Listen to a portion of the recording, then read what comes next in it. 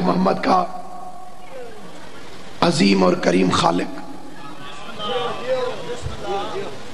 محمد پر محمد اور علی پر علی کے اترنے کے جشن کو قبول فرمائے۔ 3 شعبان کو محمد پر محمد نازل ہوا،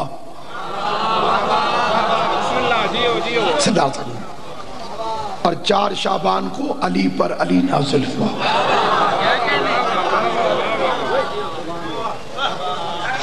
جشن سنا نہیں جاتا، منایا جاتا ہے، اور خوشی چھپائے نہیں چھپتی، ظاہر ہو جاتی، کیونکہ یہ اتنے بڑے گھر کی خوشی ہے کہ کوئی چھوٹا آدمی منا ہی نہیں سکتا۔ یہ خوشی کا نصیب ہونا اللہ کا اتنا بڑا کرم ہے کہ زندگی میں خدا جسے خوش نصیب سمجھتا ہے اس کی قسمت میں ایسے عظیم دن لکھتا ہے، اور ان دنوں کو خالی عید کا دن نہ سمجھیے، بلکہ یہ وہ دن ہے جب مقدر بدلے جاتے ہیں،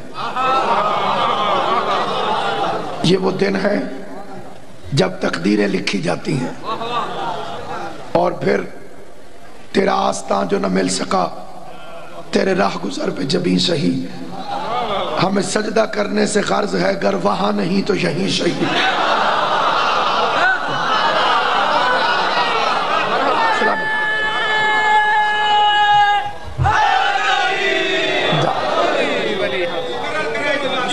تیرا آستان جو نہ مل سکا تیری راہ گزر پہ جبیں سہی، ہمیں سجدہ کرنے سے غرض ہے گر وہاں نہیں تو یہیں سہی۔ اللہ کے نبی نے حضرت یونس علیہ السلام نے ایک مرتبہ اللہ سے ابلیس کی سفارش کی، کیونکہ ابلیس خود آ گیا اور گڑ گڑا کے کہنے لگا یونس مجھ سے غلطی ہو گئی ہے، اللہ سے کہہ تو غفور الرحیم ہے، مجھے معاف کر دے۔ حضرت یونس علیہ السلام نے اللہ سے کہا مالک بڑا شرمندہ ہے یہ، مہربانی کر معاف کر دے۔ آواز قدرت آئی یونس میں تم دونوں کا خالق ہوں۔ شیطان سے کہے صلح ہو سکتی ہے لیکن شرط وہی پہلے والی ہے، وہی آدم کے سجدے والی۔ کہنے لگا آدم تو ہے نہیں، آواز آئی اس کی قبر پہ جھک جاؤ۔ اس نے کہا ابلیس ہو کے قبروں کو کیسے مانوں؟ شیطان کہنے لگا قبروں کا احترام مگر ان کو سجدہ حرام۔ آپ نے شاید یہ نعرہ پڑھا نہیں، سب سے پہلے شیطان نے لگایا۔ اب آپ پھنس گئے ہیں، آپ قصیدے سننے آئے تھے، آگے بے سورہ مولوی شروع ہو گیا ہے۔ سامعین گرامی، شیطان کہنے لگا پہلے تو مجھے پتا نہیں کہ آدم کی قبر ہے کہاں، اور دوسرا ہوگی تو کہیں دور ہوگی، میں ابھی ابھی چاہتا ہوں تو معاف کر دے۔ اب آج قدرت آئی نہ گھبرا، اگر تو واقعی نیک نیت ہے تو مٹی کا ڈھیر اکٹھا کر، جس جگہ تو کھڑا ہے تصور کاری کہ یہ آدم کی قبر ہے، شبیہ بنا کے جھک جا، میں اللہ تجھے معاف کر دوں گا۔ کم وقت کہنے لگا جب میں نے اصل کو نہیں مانا تو نقل کو کیسے مان سکتا ہوں؟ پتا چلا اگر کوئی شیطان جتنا مجرم بھی ہو اور شبیہ کے سامنے جھک جائے،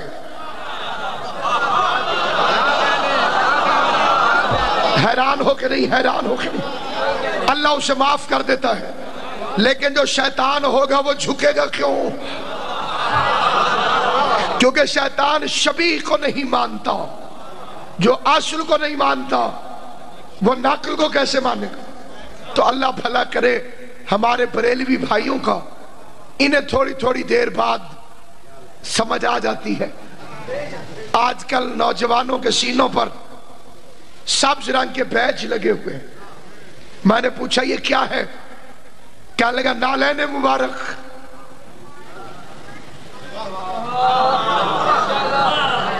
اب جو کمینہ ہوگا وہ تو یہی کہے گا حضور کو یہی پہنتے تھے، اور جو غیرت مند ہوگا وہ چوم لے گا کیونکہ شبیہ ہے۔ تو ابھی جوتی کی شبیہ سمجھ میں آئی ہے، کل محمد کے بیٹے کے روزے کی شبیہ سمجھ میں آ جائے گی۔ بول کر ذرا جھانک کر، سر نہیں ہلانا۔ ہماری عبادت میں سر ہلانا کہیں ہے ہی نہیں۔ ہم سلام پھیرتے ہیں، منہ نہیں پھیرتے۔ کرتے ہیں سجدہ سوئے زچا خانہ علی، اور مڑ مڑ کے دیکھتے ہیں کوئی دیکھتا نہ ہو۔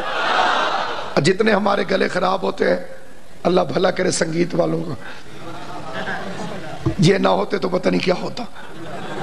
اسی سے بنا ہے سنگ ترے۔ آپ نے کھانے والے سمجھے، جو سنگ گیا وہ تر گیا۔ سامعین گرامی قدر، یہ جشن بھی شبیہ ہے۔ اس کی اصل ہو رہی ہے عرش پر۔ وہاں کبھی فرشتے پڑھتے ہیں، اللہ سنتا ہے، کبھی اللہ پڑھتا ہے، فرشتے سنتے ہیں۔ ہم نیچے شبیہ بنا کے بیٹھے، اسی جشن کی شبیہ جو نبی کے گھر کا جشن۔ اللہ نے پہلا فکر عرض کرنے لگا، اور یہاں سے میری گفتگو کا آغاز ہو رہا ہے۔ بسم اللہ بسم اللہ۔ میں عام روش سے ہٹ کے جشن پڑھوں۔ سامعین گرامی، اللہ نے کائنات میں ہر بندے کو جب دنیا میں بھیجا تو رشتے دے کر بھیجا۔ جب بندہ آتا ہے تو رشتے بنانے نہیں پڑتے، ولادت سے رشتے بن جاتے۔ کوئی باپ ہوتا ہے، کوئی ماں ہوتی ہے، کوئی چاچا، کوئی ماما۔ کسے رشتے تو خوش ہو کے ہنس پوسے تو دے، کوئی بھائی، کوئی بہن۔ لیکن اللہ نے جو اپنے نبی کو بھیجا تو اس کے سارے رشتوں کو توڑ دیا۔ روایت نہیں، آیت پڑھنے لگا، وما محمد الا رسول۔ میرا نبی محمد اور کچھ بھی نہیں، صرف رسول ہے۔ اب اسے دنیا کے رشتوں میں نہ تولنا۔ تم سمجھتے ہو یہ عبداللہ کا بیٹا ہے، اللہ کہتا ہے الا رسول، یہ صرف رسول ہے۔ تم سمجھتے ہو آمنہ کا لال ہے، صرف رسول ہے۔ تم سمجھتے ہو ابو طالب کا بھتیجا ہے، صرف رسول ہے۔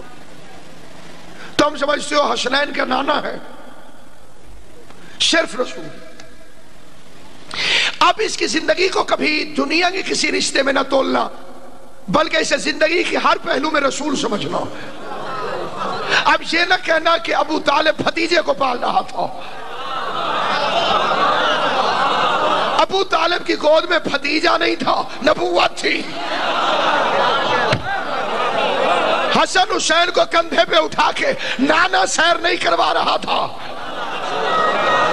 رسالت سیر کروا رہی تھی۔ جس بندے کو اللہ نے بولنے کی توفیق دی ہے، فاطمہ کے استقبال میں باپ نہیں اٹھتا تھا، رسالت کھڑی ہو جاتی۔ اب اللہ نے اس نبی کے خاندان میں ایک رشتہ ہماری امہات المومنین سے، نبی کی بیویوں سے، قرآن میں لکھ دیا۔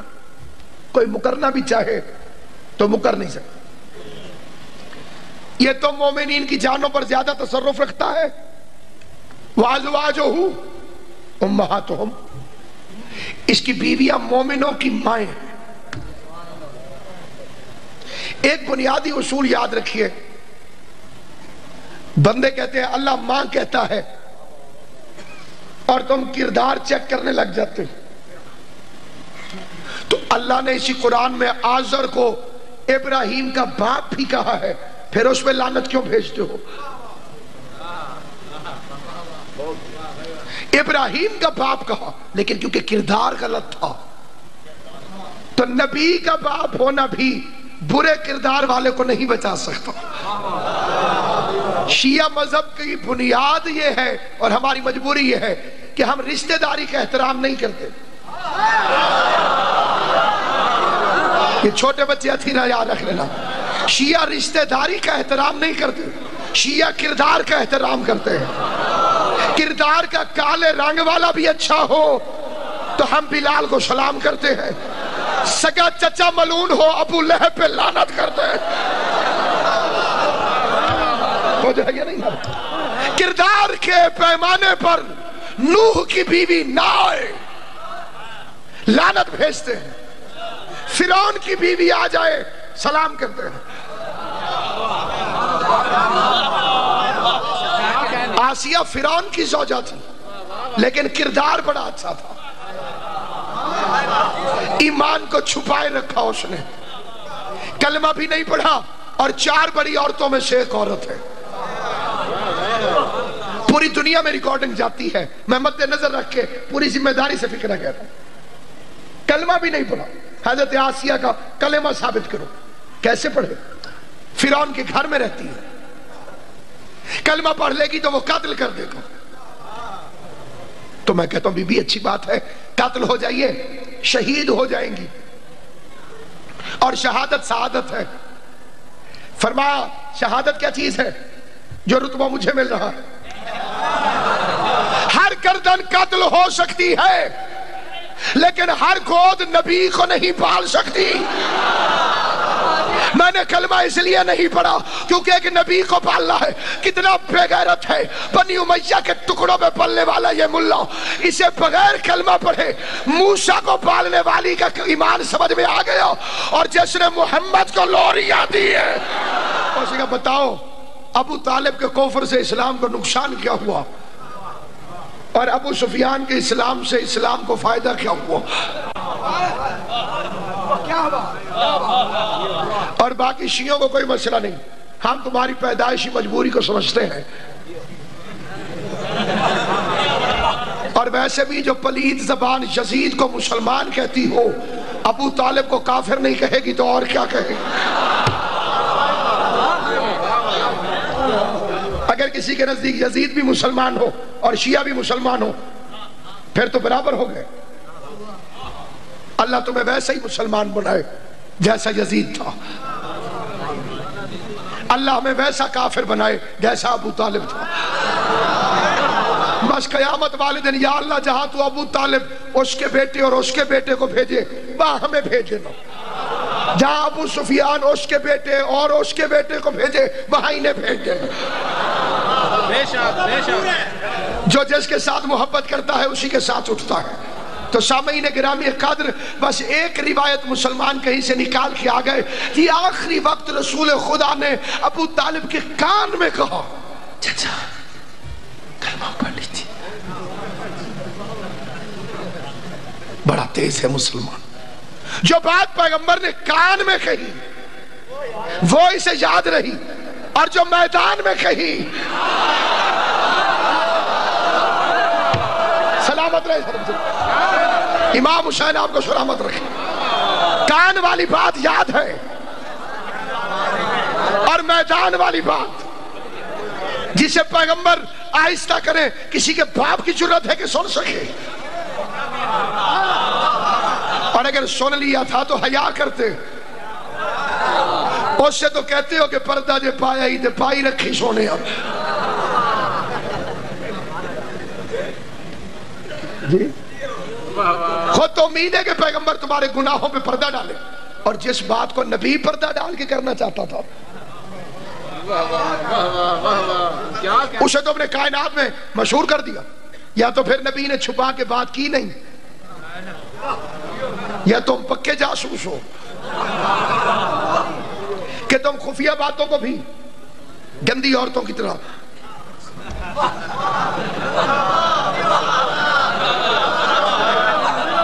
خشر پشر کے شہنشاہ ہو تم.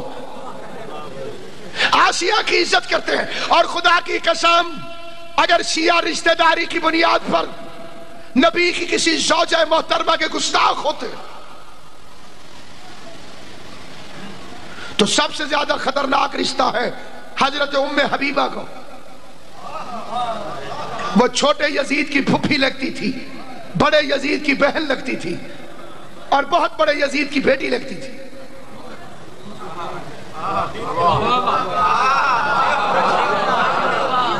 ابو سفیان کی بیٹی اور اس کی بہن اور یزید کی پھوپھی, کتنا خطرناک رشتہ ہے. شیعوں کا بچہ بھی سلام کرتا ہے. وجہ رشتہ داری نہیں, کردار ہے. فتح مکہ کے بعد ابو سفیان رسول کا بڑا بن کے جب رسول کے گھر آیا, گورنمنٹ آف مکہ کا کلمہ پڑھنے کے بعد کہ اب میں رسول کا سسر ہوں, میں بادشاہ کا سسر ہوں, میں حکمران کا سسر ہوں, بڑے تم تراک سے اپنی بیٹی کے گھر آیا اور پورے کمرے میں اس نے سب سے اچھا بستر دیکھا. وہ اصل میں رسول کا بستر تھا. پرانی سرداری کی عادت ابھی گردن سے گئی نہیں تھی, ابھی سریا پوری طرح سے نکلا نہیں تھا. اس بستر کو بہترین بستر دیکھ کر ابو سفیان بڑے تم تراک سے بڑے ٹیکے کے ساتھ پیغمبر کے بستر پہ بیٹھنے لگا. مجھے علامہ عباس کی قسم تاریخ کہتی ہے ام حبیبہ بجلی کی رفتار میں دوڑی اور ابو سفیان کے نیچے سے یہ کہہ کر, ابھی وہ ہوا میں تھا, نہ کھڑا تھا نہ بیٹھا تھا, بس نیچے بیٹھنے لگا, ابھی بستر تک پہنچا نہیں تھا. ام حبیبہ نے محمد کا بستر باپ کے نیچے سے یہ کہہ کے کھینچ لیا کہ ناپاک پاک کی جگہ پر نہیں بیٹھ, کہ نبی کی اچھی بیوی ہوتی ہی وہی ہے جو نبی کی جگہ پر باپ کو نہ بیٹھنے دے. تو سامعین گرامی قدر, اللہ نے کہا ماں ہے. اب میں خوش ہو گیا, چلو نبی کی بیویاں ماں ہیں, اب رسول کو میں ابو کہوں گا.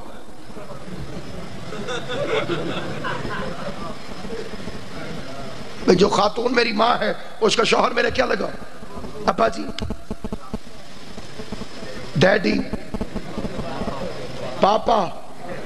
وہ ہم میں عیسائیوں سے آیا ہے, اس کا اسلام سے تعلق نہیں. وہ پوپ سے نکلا ہے پاپا. بچے نے کہا دوسرا کپ دے اماں چاہ دا. اس نے کہا ہونے تو تیرے دیتے, انہیں کہا پاپا پی گئے. ایک کھاون والا پاپا ہے میرے ساتھ.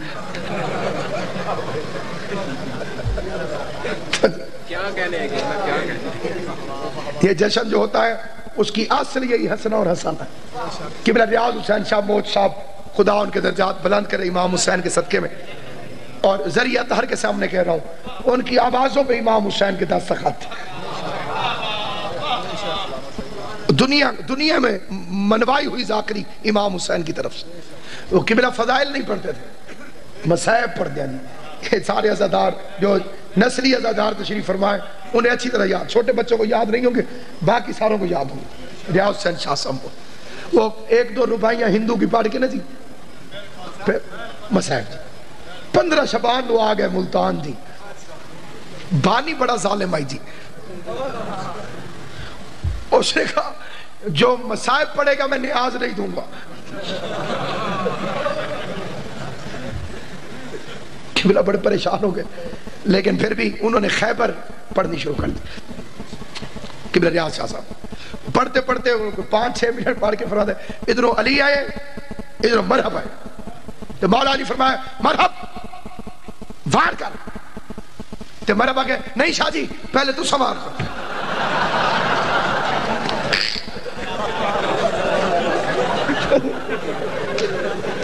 بندے ہاس پہ قبلہ کہ ایو جشن ہے, ایو جشن ہے, ایو جشن. کتاب بچوں کے دکھے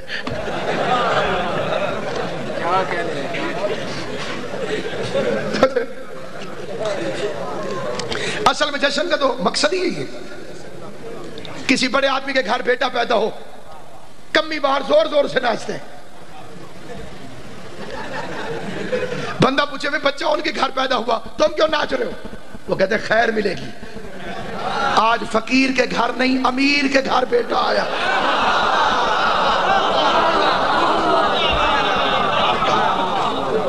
تیری توجہ ہے؟ جتنا کمی بڑھ کے ناچو گے اتنی خیرات ملے گی۔ یہ گھر تجھے کمی کے طور پہ بھی قبول کر لے، تیری نسلیں سنور جائیں گی۔ یہاں کلندر جیسے کتا کہلوا کے فخر محسوس کرتے ہیں۔ حیرت تو اسی بات پہ ہوتی ہے کہ کلندر ہو کے سید ہو کے کلندر ہو کے قبلہ سید ہو کے وہ کہتے ہیں میں علی کی گلی کا کتا ہوں، اور جس کے باپ کا ہی نہیں پتا وہ سرگودے میں بیٹھ کے کہتے ہیں علی میرے جیسا ہے۔ میں بڑا خوش تھا کہ نبی کی بیوی اگر میری ماں ہے، رسول ابو ہو گئے،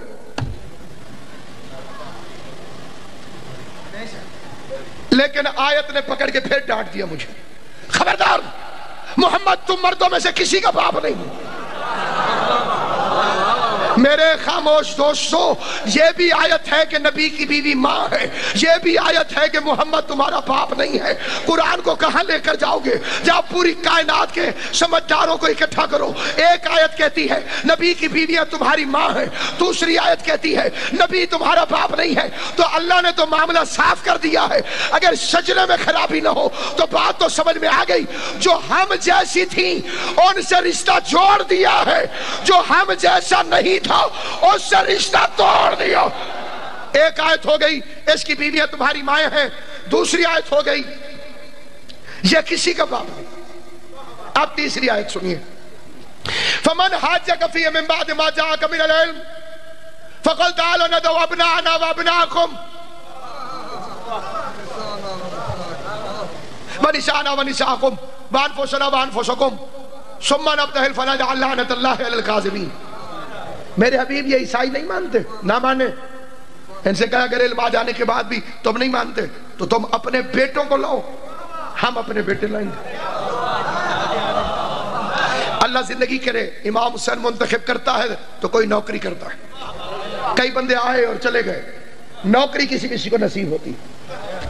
ایک بندے نے قبر امام حسین میں ماتھا رکھا، اسے نیند آئی، عالم خواب میں امام حسین آئے، فرمایا کاشان چلا جا، اپنے وطن ایران اور کاشان کے فلاں محلے کی فلاں گلی میں ایک بندہ رہتا ہے، اس کا میری طرف سے شکریہ ادا کر کے۔ اس نے فون پہ پتہ کیا ابھی کاشان میں یہ محلہ ہے، پتہ چل گیا ہے، وہ پہنچ گیا، گلی ہے پہنچ گیا، مکان ہے پہنچ گیا، دستک دی، بندہ آیا، کہا حسین شکریہ ادا کر۔ حضرت عباس کی ذریعہ اطہر پہ پڑھ رہا ہوں، علی کی عزت کی قسم، اس سے بڑی قسم میرے لیے کوئی نہیں۔ ایک لمحے کے لیے بھی مجھے خیال نہیں کہ میں بھکاری کلام ہوں، بالکل اسی نیت سے پڑھ رہا ہوں، میں قبر بنی ہاشم کی بارگاہ پہ پڑھ رہا ہوں۔ سامعین گرامی قدر، اس نے حیران ہو کے کہا تو نے کیا کیا؟ کون سا تیرا نیک عمل ہے کہ جس کا اللہ شکریہ ادا کرتا ہے وہ حسین تیرا شکریہ ادا کرتا ہے؟ تو خدا کی قسم اس نے کافی سوچ کے کہا اور تو کچھ نہیں، البتہ جب مجلس میں جاتا ہوں تو عزاداروں کی جوتیاں سیدھی کر کر کے رکھتا ہوں۔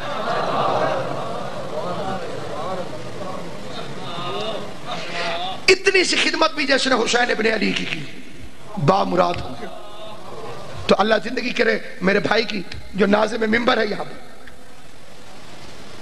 انہیں پتا ہو کہ میرا بیٹا نہیں ہے،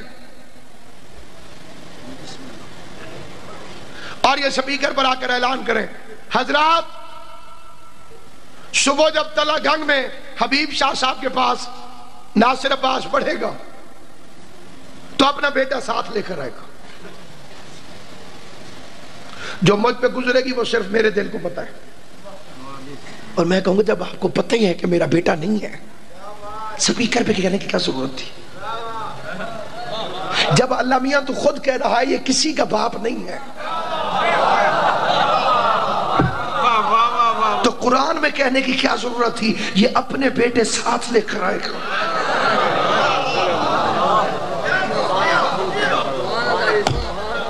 آیت نے کہا یہ اپنے بیٹے ساتھ لے کر، اپنے، تم مردوں میں سے کسی کا باپ نہیں، تم اور ہو، جنہیں یہ لے کر آئے گا وہ اور ہے۔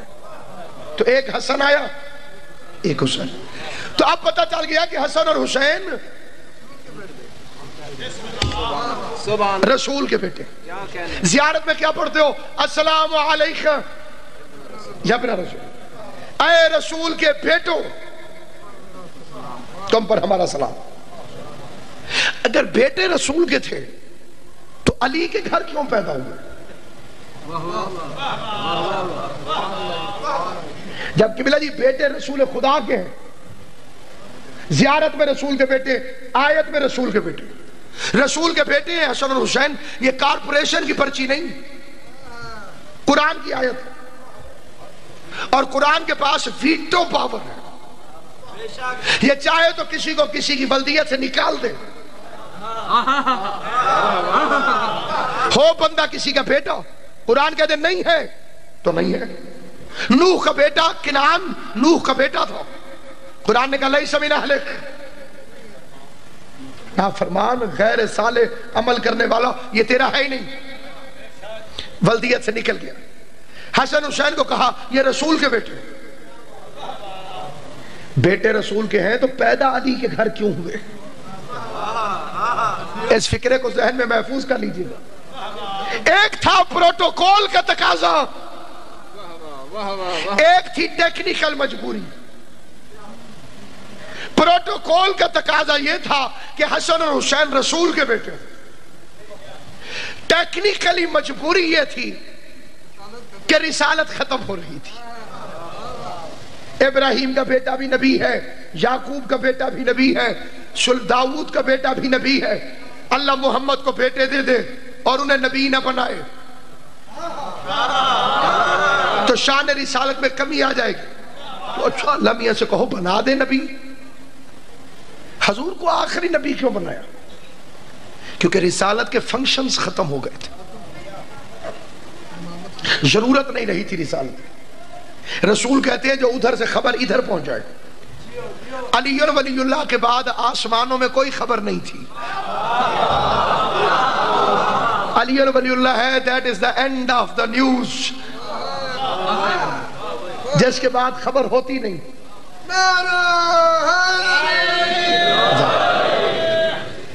نیندر سکون دی آ رہی ہے نا جی؟ بسم اللہ، یہ ٹھنڈی ہوا کا اثر ہے۔